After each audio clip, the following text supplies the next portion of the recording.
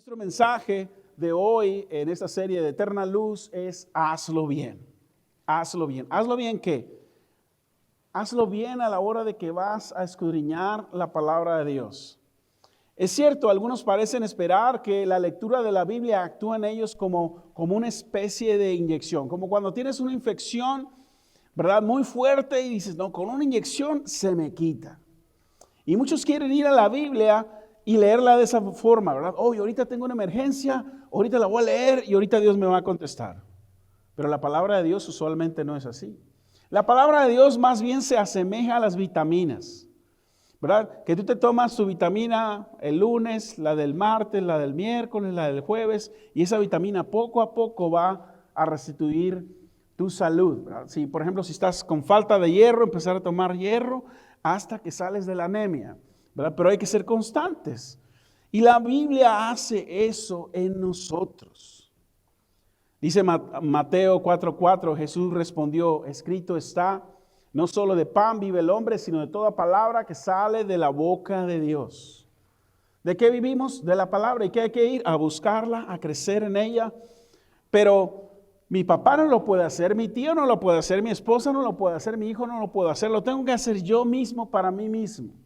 Es una responsabilidad individual. Individual. Debo de yo profundizar en la palabra. Ahora, yo siempre hago hincapié en esto. Es sobre todo responsabilidad del varón de la casa conocer la palabra. Es bueno que las mujeres lo conozcan, pero es mucho mejor que el hombre la conozca. ¿Por qué? Porque Dios lo puso por cabeza del hogar. Y si Cristo es cabeza del varón, él puede ser un buen guía de su hogar. Pero si Cristo no es la cabeza del varón, no puede ser un buen guía del hogar. Entonces, ¿qué tiene que hacer? Ir a la palabra, profundizar, conocerla. O que mi esposa la conoce muy bien. Hey, te voy a alcanzar y te voy a pasar. No se conforme. Que mi esposa diga, no. Tienes que ser tú. Porque es la forma en que Dios diseñó que un hogar funcione bien. ¿Con qué? Con buenos varones que se sujetan a Dios. Porque por ahí entra la bendición, ¿verdad? Y entonces es importante conocerla. 2 Timoteo 2, 14 y 15 dice, recuérdales esto y exhórtalos ante el Señor a no contender acerca de palabras que para nada aprovecha y que solo lleva a la perdición de los que le escuchan. Procura con diligencia presentarte ante Dios aprobado como obrero que no tiene de qué avergonzarse y que usa bien la palabra de verdad. Que usa bien la palabra de verdad. El problema que tenemos en la actualidad con el cristianismo es que se ha esparcido y muy rápido, como si fuera un incendio, como los incendios en Australia, el mal uso de la palabra. ¿Qué ha sucedido? Bueno, la gente quiere escuchar lo que le gusta y no lo que debe de hacer. ¿Verdad? Es como nosotros en casa con nuestros hijos. Cuando uno les da obligaciones a los hijos, ¿las quieren hacer? No las quieren hacer. Es parte de nuestra naturaleza carnal. No queremos hacer nuestras obligaciones, pero sí queremos hacer las cosas que nos placen. Oh, sí, eso es bien fácil, ¿verdad?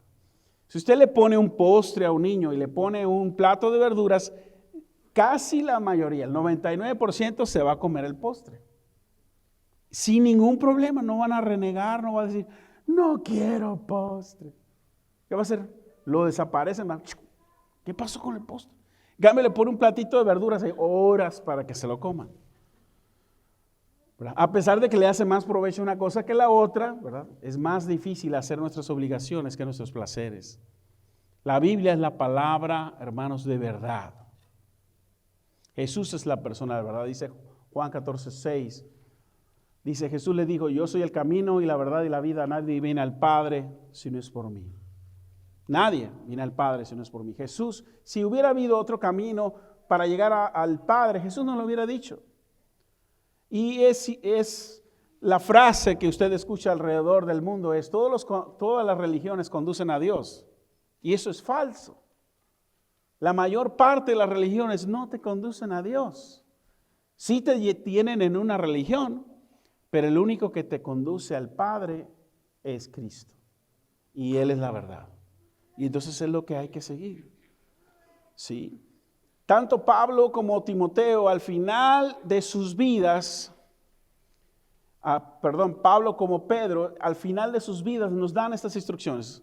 De donde vamos a estar tomando nuestra enseñanza va a ser de 2 de Timoteo 2, 14 al 19. Pero Pedro al final de su vida, al final, el último capítulo que escribe, el último versículo que pronuncia, 2 de Pedro 3, 18, él dice, antes bien crecer en la gracia y en el conocimiento de nuestro Señor Jesucristo. Las últimas palabras que podía decirnos, no las pronuncia y dice, antes bien, o sea, antes que hagas cualquier otra cosa, que pienses en construir una casa, que pienses en conseguir un trabajo, o graduarte de la universidad, o ser más fuerte o más saludable, piensa en esto. Quiero que pienses en esto. Es más importante crecer en la gracia y en el conocimiento de nuestro Señor Jesucristo. ¿Y cómo lo conocemos? A través de su palabra. Entonces debe de ser para nosotros una prioridad hacerlo. Y hay 3 cosas que vamos a aprender en esta mañana. Y la primera es que los resultados de interpretar incorrectamente la Biblia. ¿Cuáles son los resultados cuando estoy haciendo una mala interpretación de lo que estoy leyendo? Ahora, no es que la Biblia no nos haya llegado en nuestro idioma, nos está llegando en el español. Y tenemos muchas versiones para citar unas entre otras para saber lo que estamos leyendo o no. Y la idea de Dios es que lleguemos a entender qué nos está diciendo. Porque Dios no se anda por las ramas, no nos lo manda a decir, nos lo está diciendo, esto es lo que te quiero decir. Pero hay cosas que suceden cuando hacemos una mala interpretación. Y la primera, cuando hacemos una mala interpretación es que causa peleas. Causa peleas. Causa diferencias, dice 2 Timoteo 2:14, recuérdales esto y exhórtalos ante el Señor a no contender acerca de palabras que para nada aprovecha y que solo lleva a la perdición de los que le escuchan. Dice, no contender, la palabra de Dios no es para estar peleando, ¿sí? No es para estar peleando, ¿sí? Es para nuestro crecimiento, para nuestro desarrollo. La palabra de Dios ha existido por cientos de años y se defiende por sí misma. No necesita mi defensa. ¿Por qué? Porque es la palabra de Dios. El cielo y la tierra pasarán, pero mi palabra no pasará. ¿Sí? Entonces, pero causa peleas cuando yo estoy haciendo una mala interpretación. Tú piensas esto, que la Biblia dice esto, yo pienso esto otro. Cuando uno trata de afinar un instrumento, siempre lo ideal es tener un afinador, ¿verdad? Y cada instrumento se debe de afinar con ese afinador. Y no cada instrumento con otro instrumento, ¿verdad? En una orquesta sinfónica, quien afina al resto de la orquesta, que ya todo el mundo se afinó, es el primer violín, es el segundo de a bordo del director de la orquesta. Pero el primer violín se afina con, ya casi no existen, ¿verdad? Es como una Y, que uno lo toca y vibra, ¿verdad? Ese produce una frecuencia de medida. Entonces el primer violín se afina, pero cuando si alguna vez ha ido a un concierto de una orquesta sinfónica, usted escucha a todo el mundo haciendo ruido. Se escucha un ruidajo, pero es que el primer violín está dando la nota y todo el mundo tiene que coincidir con el primer violín, pero el primer violín ya se afinó y ya todo el mundo ya había afinado. Pero para que una orquesta suene al unísono, tiene que estar de acuerdo con el primer violín. Por eso es que se hace así en una orquesta. Y el primer violín para nosotros, el afinador para nosotros es la Escritura. No tu opinión, no mi opinión. ¿Qué dice Dios?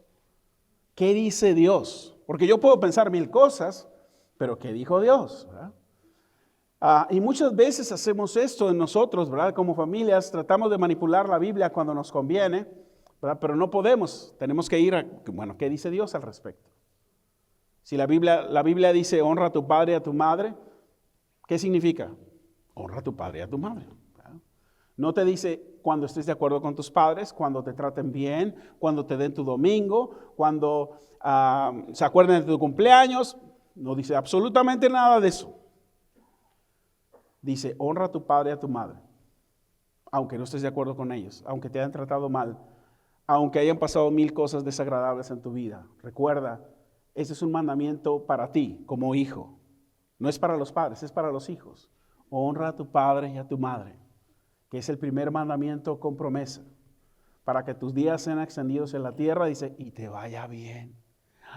¿Quieres que te vaya bien? Empieza por ahí. Dice, "Ay, pero mi papá siempre que le pido permiso me dice que no, ¿verdad?"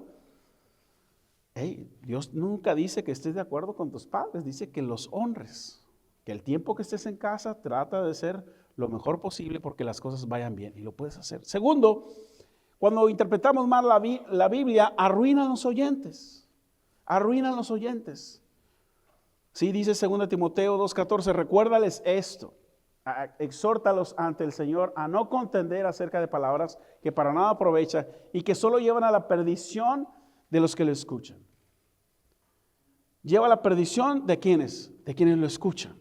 Porque si está haciendo una mala enseñanza, puede influir mi manera de pensar y me puedo desviar. ¿Sí? Entonces tengo que tener cuidado qué estoy diciendo y por qué lo estoy diciendo. Si estoy interpretando la palabra de Dios, si estoy enseñando la palabra de Dios, si estoy predicando la palabra de Dios. Por eso es que usted, cuando está aquí con nosotros en Más Vida, recibe un boletín. Y en ese boletín está el bosquejo, lo que estamos estudiando. ¿Para qué? Para que usted lo consulte en casa. Usted vaya a la Biblia y diga, oh, ¿es cierto lo que me dijeron? No porque el pastor lo esté predicando, usted no lo tiene que comprobar. Debe, es su obligación. Porque ¿qué tal si yo les estoy enseñando mal? Van a acabar por mal camino, ¿verdad? Y van a llegar al cielo. No, es que el pastor dijo. No, si tú tenías que ir a la Biblia, tenías que probar, ¿sí?, lo que te están diciendo. Thomas Jefferson escribió, siempre he dicho y diré que el estudio de la Biblia hará mejores ciudadanos, mejores padres y mejores esposos. Uno de los padres de la nación decía esto. Tristemente ahora no le hacen caso. Los padres de la nación, bien, gracias, ¿verdad? Si les hicieran caso en muchas de las cosas que hicieron, la nación todavía estuviera bien. Tercero, trae vergüenza. Cuando interpretamos mal la Biblia, trae vergüenza, nos avergüenza. Dice 2 Timoteo 2:15, procura con diligencia presentarte ante Dios aprobado como obrero que no tiene de qué avergonzarse y que usa bien la palabra de verdad. Que no tiene de qué avergonzarse. ¿Cuándo no nos tenemos que avergonzar? Cuando sabemos que, es que yo lo leí, dice esto, ¿verdad? Dice esto. Y si eso es lo que Dios nos está diciendo, si la Biblia dice no mientas, ¿qué está diciendo? Pues que no debo de mentir. No hay mentiritas blancas ni mentiritas chiquitas, hay mentira, punto. ¿Sí? Es algo así como yo les he dicho, ¿qué es más castigable? ¿El robarse $1 o robarse $1,000? Es igual, es un robo, lo mismo es uno que otra cosa, ¿verdad? Pero cuando estamos enseñando la Biblia o minimizando lo que Dios estaba diciendo, puede avergonzarnos y no deberíamos de entrar ahí. Cuarto, conduce a la impiedad. Cuando interpreto mal la Escritura me puede conducir a la impiedad. Dice 2 Timoteo 2:16, pero evita las palabrerías vanas y profanas, porque más y más conducen a la impiedad. Palabrerías vanas y profanas, cosas que no son, que no Dios nunca dijo ni tuvo la intención de decir. Y nosotros a veces estamos usando más otros argumentos que lo que dice la Biblia misma, ¿verdad? Y si hay algo, ¿verdad?, que puede prevenir a nuestros hijos en el futuro de todas las cosas que se avecinan en nuestra sociedad, es enseñarles la palabra. Y te animo como papá, como padre de familia, si tú eres papá, padre de familia, ¿verdad?, tus hijos todavía están en casa, es tiempo de enseñarles la Escritura. ¿Qué dice Dios al respecto? Por ejemplo, si nosotros como creyentes, como hijos de Dios, creemos que la Biblia enseña que cada vida es valiosa, yo les voy a enseñar a mis hijos. Tienes que aprender a respetar la vida. Dice la Biblia, no matarás. Y significa eso, no matarás. Pero la sociedad te va a enseñar, que puedes abortar cuando tú quieras, que es tu cuerpo. Pero ¿qué estás haciendo? Estás matando, estás ofreciendo tu hijo en sacrificio por vanidad, por orgullo, por muchas cosas, como la idolatría del pasado, en vez de respetar la vida. Porque es Dios el que nos da vida y es el único que la debe de tomar, no nosotros. Pero eso, ¿quién lo tiene que enseñar? Nosotros como padres. ¿Y cómo se los enseñamos? Conociendo la palabra de Dios. ¿Por qué? porque la sociedad va a tratar de hacerlos cambiar su forma de pensar. Pero si nosotros como padres hacemos nuestro trabajo, nunca seremos avergonzados, ¿sí? Nunca actuaremos con impiedad, pero hay que enseñarles. Es importante. Igual, ¿verdad? Si la Biblia enseña en Génesis que Dios creó al hombre y a la mujer. La Escritura dice que solo hay hombre y mujer. Y lo firma Dios en nuestro ADN. Cuando alguien muere, si un arqueólogo va y se encuentra unos huesos ahí que son de hace cientos de años, se le hace un análisis, ellos pueden saber si era hombre o mujer. Y no hay puntos intermedios, solo hay hombre y mujer. El ADN solo firma dos cosas. Y entonces ahí lo puedo saber. Pero Dios lo dice y la ciencia lo afirma. Y yo lo tengo que enseñar. Porque la sociedad le va a enseñar otra cosa. Pero yo le tengo que enseñar. Es mi obligación como padre, yo enseñarle. Esa enseñanza viene del hogar. ¿Verdad? Oh, no, pues es que la iglesia. No, es que recuerda, tú eres la iglesia. Tú tienes que enseñarle. Para que nadie le diga, nadie le dijo, es parte de la disciplina que tenemos que tener como padres. ¿Verdad? Dice Isaac Newton, encuentro más indicios de autenticidad en la Biblia que en cualquier historia profana. Quinto, propaga la enfermedad. Enseñar o estudiar mal la Biblia propaga la enfermedad. Dice 2 Timoteo 2:17, y su palabra carcome como gangrena. Entre esa gente están Himeneo y Fileto. Cuando la palabra de Dios está mal enseñada, va a ser como gangrena. Yo no sé si alguna vez usted ha estado presente donde alguien tiene gangrena.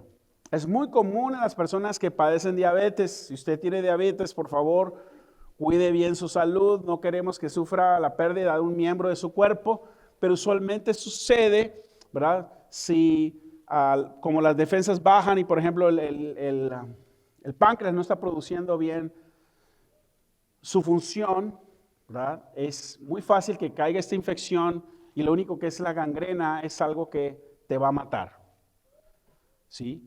Y la gangrena huele, ¿verdad?, a que uno se está muriendo. Así huele, ¿verdad? Pero eso produce una mala enseñanza, nos puede matar. Sí, nos puede matar, puede quitarnos la fe, puede arrebatarnos el deseo de seguir a Dios, de seguir creciendo, el deseo de seguir luchando por nuestras familias, mantener nuestros matrimonios unidos, de seguir luchando por nuestros hijos, de seguir luchando para seguir adelante. Nos puede quitar eso y nos puede destruir, nos puede hacer enfermar, nos carcomerá el alma. Dice Mateo 7:15-20, dice, cuídense de los falsos profetas que vienen a ustedes disfrazados de ovejas, pero por dentro son lobos rapaces. Ustedes los conocerán por sus frutos, pues no se recogen uvas de los espinos ni higos de los abrojos. Del mismo modo, todo buen árbol da buenos frutos, pero el árbol malo da frutos malos, y el buen árbol no puede dar frutos malos, ni el árbol malo dar frutos buenos. Todo árbol que no da buen fruto es cortado y echado en el fuego. Así que ustedes los conocerán, ¿por qué? Por sus frutos. No dice por sus dones. ¿Okay? No dice por sus dones. No dice, oh no, pues oró por mí, sané. No dice por sus dones, dice por sus frutos. ¿Cuáles son los frutos? Amor, gozo, paz, paciencia, benignidad, bondad, fe, mansedumbre, templanza, y contra tales cosas no hay ley. Tiene que dar ese fruto, fruto del Espíritu, es decir, tiene que haber humildad. Y si no hay humildad, pues me está enseñando bien, pero me está diciendo una cosa y está haciendo otra. ¿Sí? Entonces tenemos que tener cuidado porque puede propagar la enfermedad y puede destruirnos. Porque número 6, permite a los falsos maestros. Ahora, los falsos maestros son como esas ovejas que acabamos de leer. Vienen lobos vestidos de oveja. ¿Cuál es el problema con un lobo vestido de oveja? Que viene bien vestido. Si fuera fácil distinguirlo, pues no lo dejen pasar de la puerta. ¿Verdad? Porque viene del lobo, pero no, el lobo se viste perfectamente bien de oveja, bien maquillado, las cejas, las pestañas, hizo su tutorial en YouTube, ¿verdad? Y entonces ya cuando llega a la iglesia, es tiempo de alzar las manos, alza las manos. Es tiempo de citar la escritura, sabe dónde está la escritura, ¿verdad? Y entonces uno se va con la finta, ¿verdad? ¿Por qué? porque conoce bien cómo se comporta por fuera un creyente. Pero ¿cuál es el problema con el lobo? Que por dentro no te puede engañar. Ahora, muchos creyentes se ven engañados porque, otra vez, sabe citar la escritura, no necesariamente que la use bien, y entonces uno dice, wow, cuánta Biblia sabe. Pues sí, la sabe, pero ¿y la hace? ¿La practica? ¿Ves tú ese fruto de gozo? ¿Está gozoso? ¿Es humilde? ¿Tiene ese fruto de paciencia o es impaciente? Explota cada rato. Y uno dice, no, pero es que es esto y el otro. No, no estás viendo que es un lobo. No lo estás notando. Pero ¿qué es lo que produce eso? Cuando la escritura es mal usada. 2 Timoteo 2:17 dice, y su palabra carcome como gangrena, entre esa gente están Himeneo y Fileto.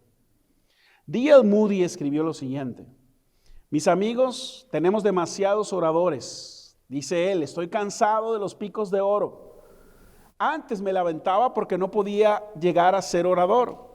Pensaba que sería tan hermoso si yo pudiese hablar con un lenguaje bello que cautivara a mi auditorio. He escuchado a muchos grandes oradores. Venían y se iban y su voz era como el aire. Carecían de poder. Confiaban no en el Señor, sino en sus bellos discursos. Era a esto que se refería Pablo cuando dijo, ni mi palabra ni mis predicaciones fue con palabras persuasivas de humana sabiduría, más con demostración del Espíritu y de poder. A un testigo que frente a un juez trata de hacer oratoria, pronto lo callarán. El hombre que dice la verdad en forma clara y sencilla es el que tiene mayor poder. Fin de la cita de D.L. Moody. ¿Qué nos está diciendo él? No te dejes llevar porque habla muy bonito. Pon atención si está usando bien la palabra. Si te está diciendo, esto es lo que dice la Biblia y esto es lo que necesitas escuchar. Ahora, ¿nos gusta escuchar eso que Dios nos dice? Usualmente no. ¿Por qué? Porque cuando la palabra de Dios va a producir sanidad, va a producir dolor también, nos va a doler. ¿Por qué me está diciendo Dios que estoy siendo orgulloso? Porque está siendo orgulloso. Porque está durmiendo en el sillón cuando Dios te dice que no dejes el lecho en ningún momento, a no ser que vayas a orar. Ah, no, pero se te subió el apellido, y estás desobediente, y ya llevas 2 meses ahí en el sillón, ya te duele la cintura, ¿verdad? No has ido a trabajar muy bien porque por orgullo no has querido arreglar las cosas. Cuando Dios te dice, hey, no se ponga el sol sobre vuestro enojo. Está bien que hubo una diferencia, pero arréglala. Eres tan inteligente, si eres la cumbre de la creación, que es lo que dice la Escritura, si eres la cumbre de la creación, te deberías de comportar más inteligentemente, en vez de más neciamente que a veces hacemos. Que nos dejamos gobernar por la carne y ay, nanita. ¿Quién nos saca de ahí? Solo Dios, a través de su palabra, dejándonos guiar por el Espíritu Santo. Nos puede hacer entender, sí, estoy en un error, Señor, perdóname. Déjame ir a pedir disculpas. Ahorita la saco a cenar. Sí, ese restaurante que a mí no me gusta, pero que ella sí, pero la voy a llevar. Me voy a sacrificar, pero es por arreglar las cosas. Y lo haces. ¿Para qué estar sufriendo? Séptimo, socava la fe. El interpretar mal la Escritura socava la fe. Nos va a apagar. Vamos a querer ver, vamos a hacer un poquito como Santo Tomás, ¿verdad? Si no veo, no creo.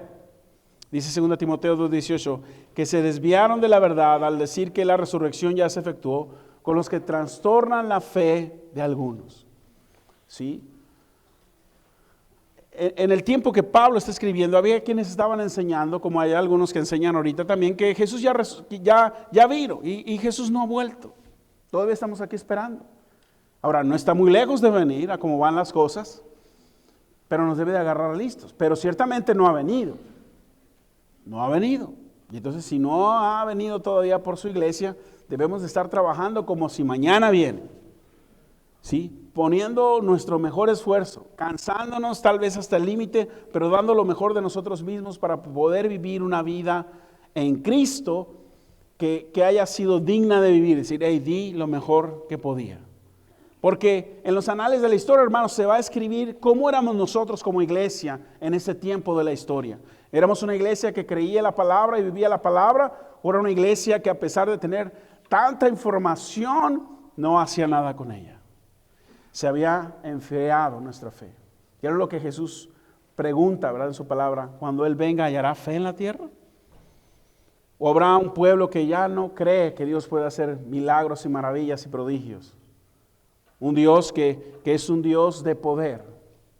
Un Dios que está preparando a su pueblo para su venida. Pero quien lo tiene que creer somos nosotros. Ahora, la enseñanza efectiva de la Biblia está determinada por la precisión, no por la elocuencia del maestro de la Biblia. Es por la precisión. Y es ahí lo que nos interesa, que tú y yo aprendamos a interpretar la Biblia correctamente. Ahora, segundo, ¿cómo obtener la interpretación correcta de un texto bíblico? ¿Cómo obtener la interpretación correcta de un pasaje, de un texto bíblico? Tú vas a tener que estudiar la Biblia, yo también, ¿verdad? Y cada uno somos responsables de ello. Lo primero, número uno, es busque el significado literal, claro y obvio. No es un significado nuevo u oculto, ¿verdad? Porque hay quienes están buscando que la Biblia diga, que puedan decir de ti, oh, que encontraste una verdad que nadie había visto. Hermanos, si tenemos cientos de años estudiando la Escritura, ¿cómo puede ser que tú leas un español que yo no leo? Pues ¿cómo? Si aquí lo estoy leyendo, no dice eso. Pero a veces, ¿verdad? No nos queremos ir a exactamente lo que el Señor está diciendo. Salmo 119 y 130 dice, la enseñanza de tu palabra ilumina y hasta la gente sencilla la entiende. O sea, no hay que ser un erudito bíblico para entender qué está diciendo Dios a tu vida y a mi vida. Oh, no, pues es que la Biblia no quiso decir eso. No quiso decir, ora por mis enemigos. No, sí dice, ora por tus enemigos. Dice, y tenemos que practicarlo. No dejes que tu imaginación determine tu interpretación. Es que yo creo que Dios está diciendo esto. Siento que Dios me está diciendo esto. Lo sientes. Y hermano, tenemos que tener mucho cuidado. Nuestra sociedad actual está manejando esta palabra, pero al 1000. Lo siento. Lo siento, siento. Ahora, no está mal sentir, pero el sentir no guía no debe de guiar nuestra sociedad, sino nuestros compromisos, ¿verdad? Nuestros compromisos, me comprometí. En el altar juré, ¿verdad? Fidelidad, juré estar ahí en las buenas, en las malas, en la salud y en la enfermedad, en las tristezas, ¿verdad? En la riqueza y en la pobreza, ¿verdad? Cuando estemos de acuerdo y cuando no, prometí que hice ahí un compromiso. No de cómo me sentía, porque muchas veces es cierto que no es fácil atender a su pareja cuando está enferma, sobre todo cuando tiene una enfermedad incurable. Híjole, mejor me divorcio. No, ¿verdad? Hiciste una promesa en el altar y dijiste, no, yo aquí me quedo. ¿Y qué pasa cuando ya no hay dinero? No, pues es que ya no tiene dinero. Pues sí, con tanto tarjetazo, claro que lo dejó pobre en vez de haber sido una buena administradora. No, pues hay que cuidar el dinero y vamos bien. Pero tenemos que salir de esa forma de pensar de que lo siento. No, es los compromisos que hacemos con Dios. Dios hace compromisos con nosotros, hace pactos con nosotros y Él los cumple. Y no lo cumple por lo que siente, sino porque dio su palabra. Mire, antes el hispano era reconocido en el mundo porque decía, yo voy a estar ahí, aunque vaya a perder, yo voy a estar ahí. ¿Y sabe qué pasaba? Estaba ahí. No había que firmar un papel, no había que hacer un contrato. Y dije, yo te di mi palabra y mi palabra es ley, decíamos. Mi palabra es ley. Teníamos carácter para sostener nuestros compromisos, le atináramos o no.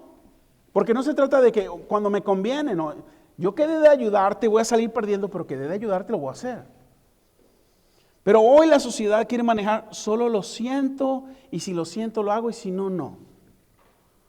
¿Se imagina si nos vamos hacia esa avenida, vamos a sufrir una tremenda pobreza, porque ninguno va a tener ganas de ir a trabajar? Es que hoy no siento, sobre todo ahorita que está haciendo este ventarrón, ¿verdad? No, yo no siento salir de la casa, ¿verdad? Aquí me quedo. y vamos a estar en una tremenda crisis, pero vamos hacia esa dirección, un mundo que quiere sentir. Entonces no dejes que tu imaginación determine tu interpretación, ¿sí?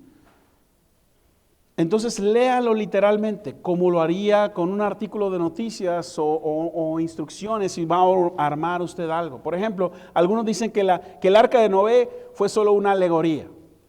No, la Biblia dice que Dios le habló a Noé y le dijo empieza a construir y no había agua en ese momento, no estaba lloviendo, pero él fue obediente. Literalmente empezó a construir un arca. También la Biblia dice, ¿verdad?, que fue Dios, ¿verdad?, el que creó al hombre del polvo de la tierra. Y fue Dios, no fue ninguna evolución, fue Dios. Y entonces yo tengo que creer lo que Dios dice, o lo creo o no lo creo, pero no puedo medio creerlo. No puedo, no, pues es que la Biblia está equivocada. No, hermanos, es la palabra de Dios. Y tuvo que tener un principio. Y sabemos que la física nos dice, ¿verdad? Toda acción corresponde a una reacción. Alguien tuvo que haber movido para que el universo existiera. Y ese primero fue Dios. Nosotros somos esa consecuencia. Segundo, busca descubrir el significado original de los autores originales. No es lo que quieres que signifique, sino los que quieres que signifique. Por ejemplo, cuando Jesús le dice a Pedro, ¿verdad? ¿Sabes qué, Pedro? Vino Satanás y me pidió zarandearte. ¿Le gustaría que eso se aplicara con usted? Nomás que Jesús no está a su lado orando por usted. No sería muy buena idea. ¿Con quién estaba hablando Jesús? Con Pedro. ¿De qué le estaba viendo? Que iba a pasar una prueba muy dura. Iba a negar al Señor. Iba a dudar, ¿verdad? Pero iba a ser el diablo el que le iba a zarandear. Pero ¿sabe qué? Aguantó esa zarandeada. Porque Jesús oró por él. Pero esa palabra era para Pedro. No es para ti ni es para mí. Cuando Dios le dice a Moisés, alza tu vara para que se abra el mar rojo, ¿para quién era esa palabra? Para Moisés. ¿Es para ti o para mí? No. Está como en una ocasión, ¿verdad? Vino una inundación en China, ¿verdad? Y se estaba inundando el área y un pastor dijo, pues estamos de este lado y necesitamos cruzar del otro lado. Oremos para que se abra el mar, el río que estaba inundado, ¿verdad? Oró y se aventaron todos. ¿Sabe qué pasó? Se ahogaron. Todos. Porque esa palabra era para Moisés, no era para él, ni para ti, ni para mí. Hay palabras que van exclusivamente dirigidas a personas en particular. Hay cosas que sí son generales para cada uno de nosotros. Pero yo no puedo tomar algo que no es mío. Tengo que ver qué dijo Dios. Segunda de Pedro 1, 20, 21 dice, pero antes que nada, deben entender esto, ninguna profecía de las Escrituras es de interpretación privada. Porque la profecía nunca estuvo bajo el control de la voluntad humana, sino que los santos hombres de Dios hablaron bajo el control del Espíritu Santo. Un pastor que escuché dijo que Jesús y sus discípulos eran ricos porque no sabían que Judas les estaba robando el dinero. ¿Verdad? Judas, se recuerda, él era el tesorero, pero del tesoro sacaba para sus chicles. Y entonces, ¿verdad? Pues se estaba gastando más dinero, pero como recibían tanto dinero, no sabían que les faltaba dinero. Pero no es así. No es así. Jesús decía, el Hijo del Hombre no tiene dónde recostar su cabeza. Jesús estaba diciendo, vamos, estamos caminando por fe y Dios nos está proveyendo. Pero no está diciendo aquí en ningún momento que las riquezas tengan que ser incluidas en la vida del creyente. Al contrario, Jesús dice que los pobres siempre estarían entre nosotros. ¿Verdad? Los pobres siempre estarían entre nosotros. Pero ¿cuál es esa palabra que siempre estamos escuchando? Es que Dios nos llamó a todos a prosperidad.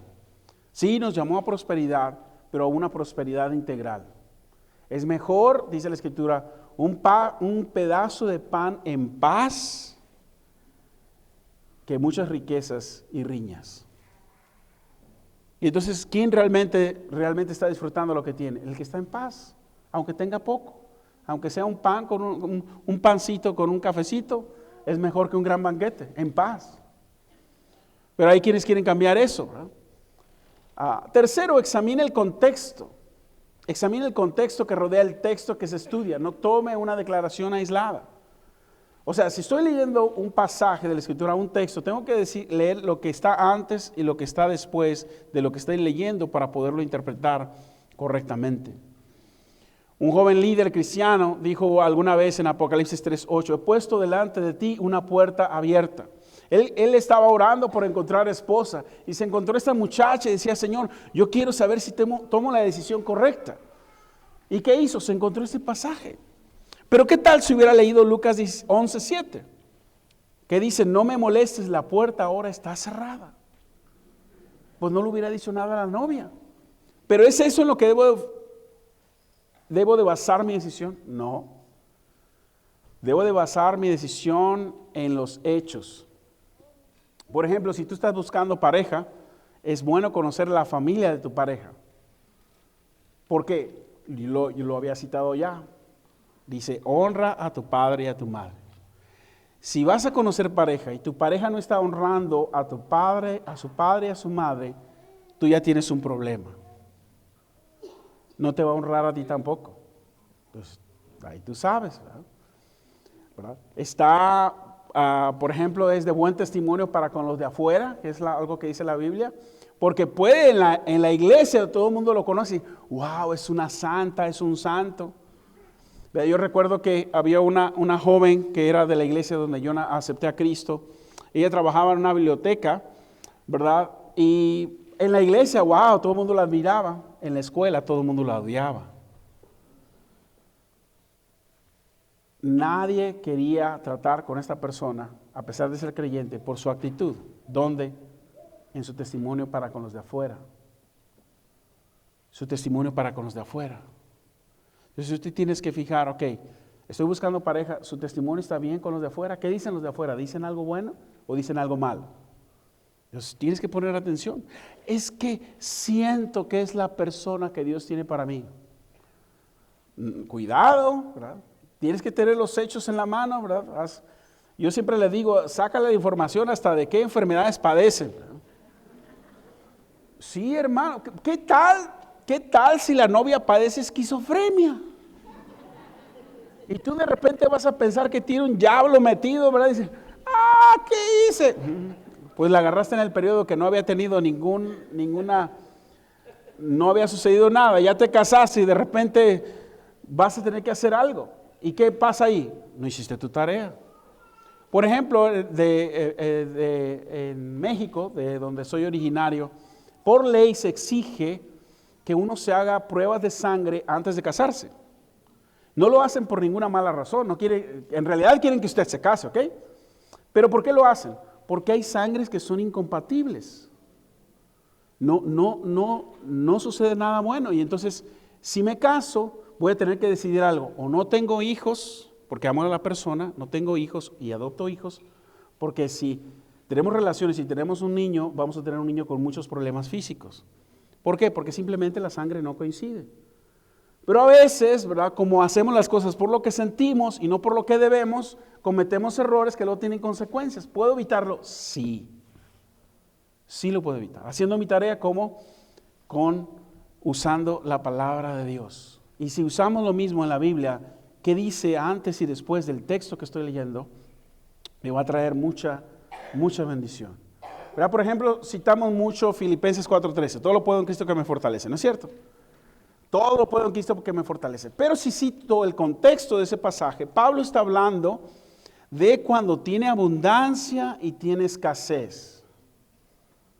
Cuando hay abundancia y cuando no hay escasez. Pablo está diciendo, yo sé estar contento cuando no tengo y sé estar contento cuando sí tengo. Y todo lo puedo. ¿De cuándo? Cuando hay abundancia y cuando hay escasez. Pero ¿para qué usamos este pasaje? Lo usamos indiscriminadamente, ¿verdad? Si tengo problemas de salud, si tengo problemas de trabajo, si tengo problemas con la pareja, pero no está hablando de nada de eso. La Escritura está hablando específicamente de cuando hay abundancia y escasez, entonces voy a poder estar contento, no importa mi situación. Entonces tenemos que tener cuidado. Cuarto, identifique a qué personas y tiempo fue destinado. No asumas que todo se aplica a todos todo el tiempo. Sí, identifique a qué personas y tiempo fue destinado. Si no asumas que todo se aplica a todos en todo tiempo, identifique si estas palabras fueron para una persona específica en un tiempo específico o es para todos los cristianos. La nación de Israel o la iglesia, para el futuro o para el presente, ¿para dónde es?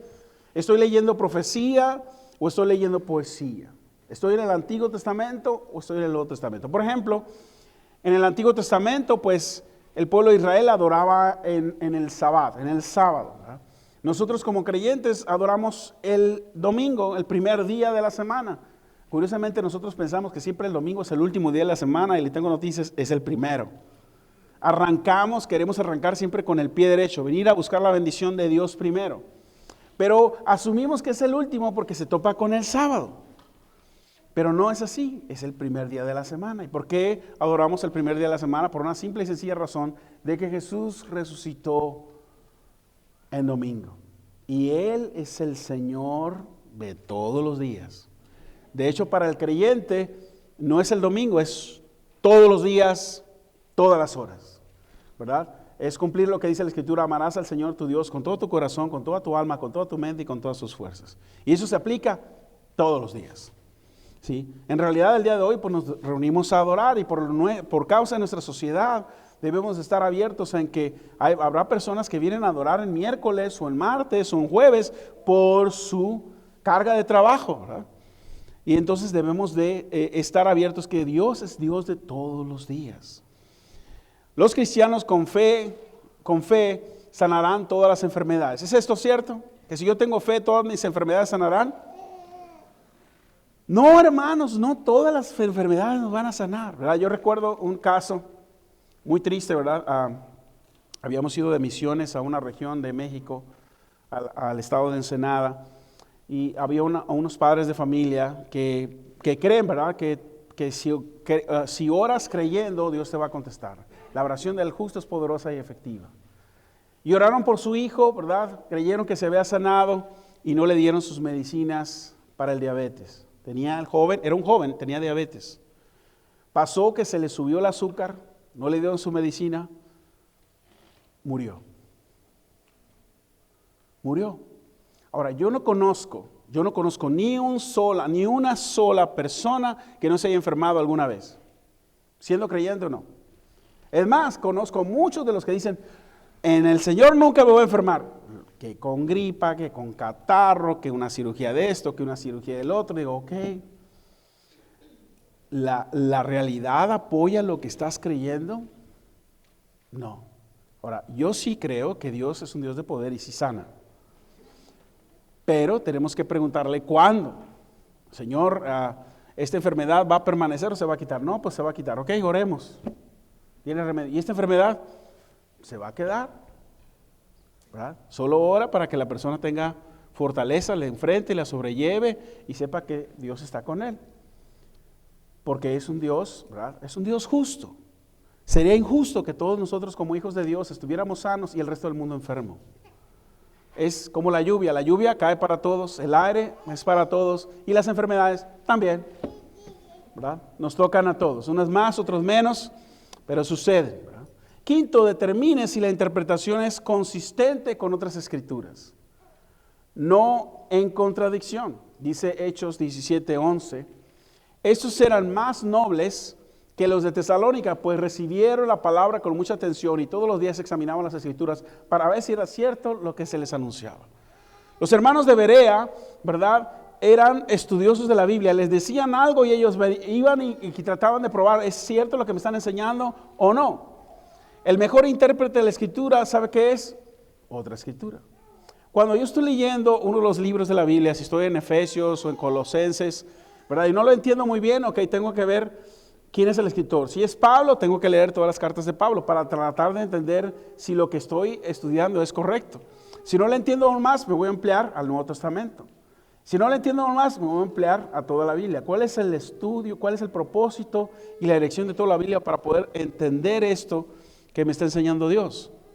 Por ejemplo, en Marcos 1, 33 al 34, alguna vez un pastor dijo que Jesús no sanó a todos los que vinieron a Él.